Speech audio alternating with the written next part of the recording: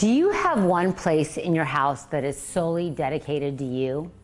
The home is where we begin and end every day. This is why it's so important to dedicate a sacred space where you could take time to tune into yourself. That's why today I'm sharing how to create a sacred space. Hi, it's Heather Askinosi with Energy Muse, and today we're going to create a sacred space in your home.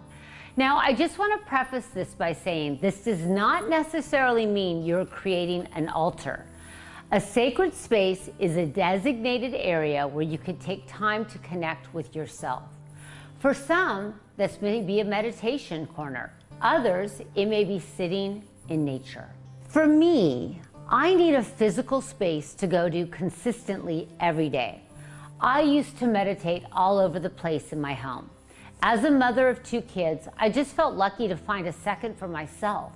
I was losing my mind in complete disarray, trying to manage a full household, wearing myself thin. Then one day, I woke up an hour before everyone would be up, and I placed a pillow in the corner of my living room, lit a candle, and sat there for a few minutes to collect myself. I woke up again the next day and did the same thing in the same spot again. Over time, because I was consistent, I felt the energy build. This was my turning point in my practice, from just going through the motions to having that true connection. Every morning, I went to that one spot where I felt my mind, body, and spirit connect. So are you ready to find that deep connection for yourself? Here are my top tips for creating a sacred space in your home. The first step is designating a space in your home. In a perfect world, you do not want to have this area in your bedroom. If you feel called to have your space in the bedroom because that's where you find the most privacy, make sure the space is not at the foot of your bed, and make sure to place the space on a raised surface such as a stool, shelf, or bookcase. Next, you want to set the tone for your space. This is where you want to bring in crystals or relics. One crystal I highly encourage all of these spaces to have is a standing crystal point.